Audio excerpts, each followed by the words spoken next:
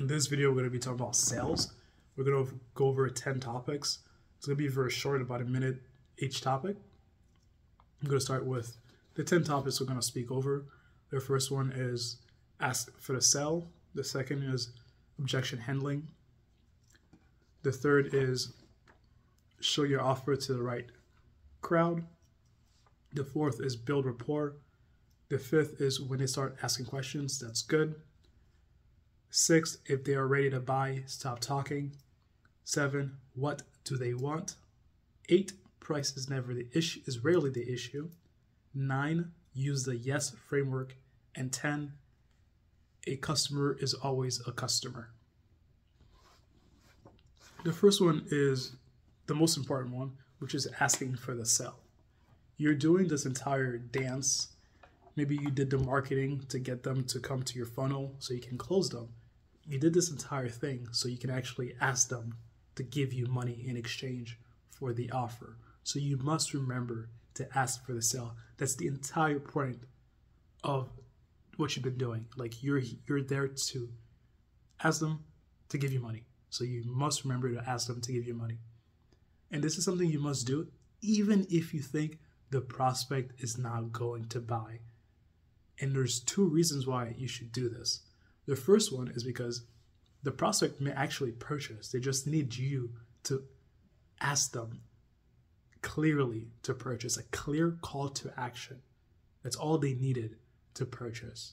Some people, that's it. That's all they need is to give you money, is for you to ask them to give you money. I've walked up to strangers and I was like, will you give me $50? And they were like, yes. And that's just because I asked. That was really it. Now, the second reason why is because you want to build the habit of asking for the sell. Because if you told yourself, oh, this prospect wasn't ready to purchase, they were going to say no if I asked, then you create a habit of, maybe I'll ask this person, maybe I won't ask this person, maybe this person will say yes, so I'll ask them. No, like you have to build a habit of asking everyone for the sell, even if they don't want to buy. You still have to ask them because you want to build that repetition inside your mind when you're asking. So you can always ask for the sell when you're having that conversation. The second topic is objection handling. This one is part of the game. It's going to happen often. And there's different reasons why the prospect can have objections. Sometimes they're valid excuses. Sometimes they're not valid excuses where they just don't want to take action now. And the easiest way for you to figure out how to do this is they will tell you. The objection is a window into their mind as to what's going to make them purchase. So you listen to them, you handle those objections. And sometimes, like if you've sold your offer enough, there are some objections that are going to come up often. So you can practice for those objections so you can be ready to handle those. If you're selling crayons and they're like, I have crayons back at home, then you can explain to them, okay, yeah, well, your crayons, you don't have 46 colors. With your crayons, you can't go to the Met Gala because you always wanted to have your art piece at the Met. With your crayons at home, you can't create the art piece. So that's kind of handling objection. Those are not the best examples. It's just what I could come up with at the top of my head. The third one that's important is show your offer to the right crowd. If you're showing, let's take an example. If you're selling bras and you show this to, you go to a sports bar where there's a bunch of men, it's going to be very difficult for you to close a sale there. Because men don't tend to buy bras they don't buy bras for themselves. I haven't seen men buy bras for their partners. I haven't really seen dads purchase bras for their daughters. The last one might be more likely, but men in general don't buy bras. So if you want to sell bras, best go to a place where there's a lot of women, because they're the ones who are going to buy bras. And ideally, you go to a place where a group of women buy bras weekly. Like that's their thing. They love buying bras because that would be the easier sell. You just position your offer to the right crowd and you get a sell there. Number 4, build rapport. There's this phrase that people buy from people they like, know, and trust. So that's is what you have to do when when you're in a selling environment. During your conversation with a prospect, they must, at a certain degree, like you to purchase. They must trust what you're saying. So that could be from testimonials, that could just be from your personal authority. And it could be from having that personal relationship with them where they feel like you're selling them something that you believe in and that they can trust you that it will deliver. They must trust you because they're buying from you. Like, you are the person. The product itself is not as a big deal. It's you. Like, if they can't trust you, they will not purchase from you. Number 5, when they ask questions, good. This is something I've noticed during sales conversation is if the prospect starts asking you questions, that means the sales process is going the right direction. They're engaged, they're listening to you, and they're thinking in their head how this offer would fit their needs, their wants, their desires, and their lifestyle. So while they're asking questions, what you need to figure out is, okay, what do these questions mean? Like, why are they asking these questions? And how can I position my offer to answer those questions properly, the way they want those answers, if you can? Like, if your offer doesn't fit, then let them know too. But if your offer does fit, which hopefully it does, that's why you're having a conversation, then you answering those questions will build credibility and it will lower their barriers, because now it's every attack, let's say they're attacking the offer. So every attack they give you, you're kind of blocking it. Or you tell them, oh no, you don't have to worry about this. Like, this will fix X. Oh, you're asking about X? It would actually fix X and it will benefit you in Y. So this is another way for you to build value, is through them asking questions. If they're asking questions, that means they're interested, and it's a good spot to be in.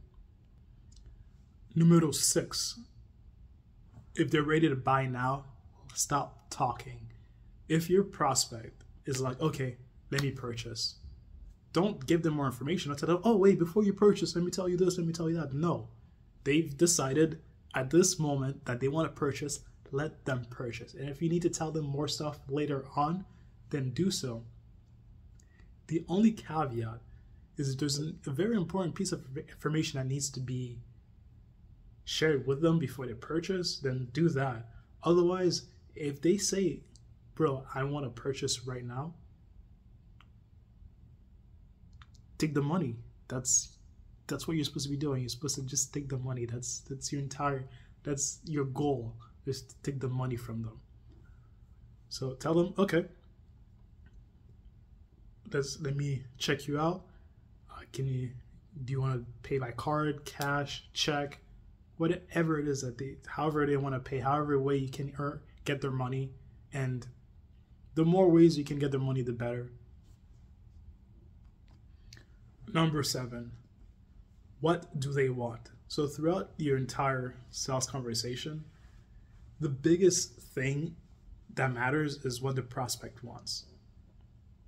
Because you don't matter during the conversation. You getting money doesn't matter. They don't care about you. Just always remember that. They only care about themselves. It's not a selfish thing. That's just how we are wired. So when you're selling them, make sure you figure out, like, what is it that they want. I had a interaction with a gentleman when I was in Montreal. I was downtown and I was walking, meeting some friends, and I was holding a book. I was holding a book while walking, and this gentleman stopped me, and he started a conversation by praising me. But he's like, "Oh, you're reading this book. You must be smart. You must be ambitious." And then he was selling a religious text.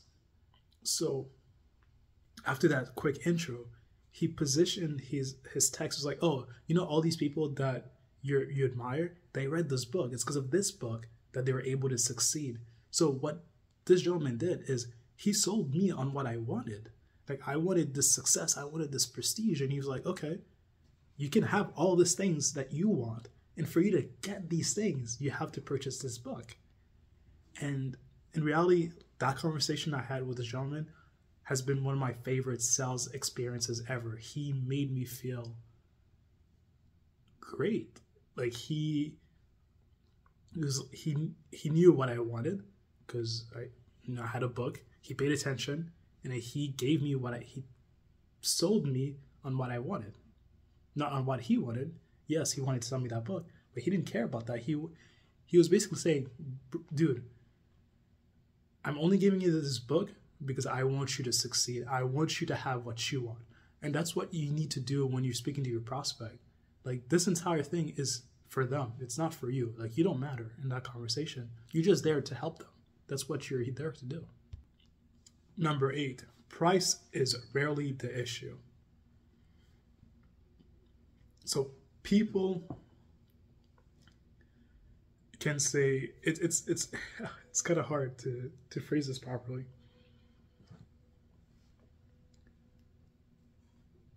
Price is not the issue. It all depends on the value that the person is getting. Like, for example, if you're selling cars and you're selling a car for you're selling a car for $100,000, right? So that's the price of the car. Now, if the value of the car, like for example, if the car is a 2004 Toyota, the person's not gonna purchase it for $100,000 because they don't see the value in that car. They won't see that it's worth them paying $100,000. Yet, if you tell them that you're gonna sell them a Rolls-Royce Phantom, which is usually $600,000, and you tell them it's going to be a $100,000, then they're going to want to purchase because in their mind they're like, okay, this thing is valued at $600,000. I'm only getting it for $100,000. Then I should definitely get it. Another example, which is really more to like price shopping. Let's take a crayon example again. If two companies are selling crayons, and company A is selling them for $10, company B is selling them for $5, they're the exact same thing. Company B will probably win in business because they're cheaper. They're the same value, just cheaper. So in that case, yes, price will win. Instead of the same company A is selling the crayons again for $10, and company B, instead of selling just crayons, they've decided to create a package where it comes with crayons, it comes with coloring books, it comes with colored pencils, and they're selling it for $30. In reality, it might have cost them only $5 more to add these other things, yet because they're adding more value, and now they can position it to be like, oh, this is a party gift for your child or for your cousins or whatever it is, then this way it becomes more of a, do I find value? Do I think my children will enjoy this? And the price is not a big deal anymore. It's just, okay, it's $20, $30, whatever. My kids will be happy. So that's an example of price not mattering. As long as the value is there, people don't really care about price. Someone could say that the crayon is too expensive at $10, and then in the next hour go buy something for $20,000. So price is not the problem. Number 9, the YES framework. This is actually from Dale Carnegie's How to Win Friends and Influence People. I've used it in one of my sales presentations for one of my offers, and it actually worked well. I'm going to implement it more because essentially the YES framework is you get the prospect to say yes really soon and as often as possible. And a very important thing to note is when using the YES framework, you can't have them say no. Essentially, you want them to have a yes, yes, yes, yes, yes, yes, yes, yes, yes, yes, yes. Let's take the crayon example. You talk to your prospect. The first thing you could say to your prospect, "Are you having a good day?" They'll probably will say yes. And you gotta tell them, "Oh, like, are you looking into buying crayons? Because you know they are." Like, "Yes." And you can ask them, oh, do you want to buy, would you like to buy a pack that has colors? I'm trying to come up with a yes answers. You're like, yes. And you can ask them, are you going to make art with it? Yes, that's what they're going to do. Are you going to use it? If you're going to ask them are they going to use it for themselves, they might say no, they might say yes. So you want to make sure that all the questions you're asking lead to a yes, yes, yes, yes, yes, until you ask them for a sell, because they've now in their mind, they've been saying yes the entire time. When you ask them for a sell, because they've noticed, also, oh yeah, I've agreed to everything here, so why should I say no to the sell? It's going to be much harder for them to say no, because they've already said yes. Like, their brain has to stay consistent, and so it's much easier sell. It actually works really well. I'm going to keep implementing it because it's great. I highly recommend you to try it with your sales process if you can do it. Have them say yes. So create your script in a way where they say yes until you ask them for the sell, and they'll say yes too. And number 10, a customer is always a customer. This is from Gary Halbert, and also a lot of teachers that I've had mention that. Like if somebody purchases from you one time, they're the best prospect because they're very likely to purchase again from you. Like when I've noticed this with my experience with Russell Brunson. I forgot the phrase. I was a viewer. I forgot the phrase that he used. So I consume his content. And then one day I purchased one thing, and then I purchased more things from him. I started purchasing more things from him. And that's something he also mentions in his books too. It's if somebody purchases once, they're very likely to purchase again, even if it takes a long time. So keep that in mind. If you sold your prospects, then have a list of them, of people you sold, and send them more offers, because they're more likely to buy because they've already told you they like you enough to buy from you and they trust you enough to buy from you. So give them the opportunity to buy even more.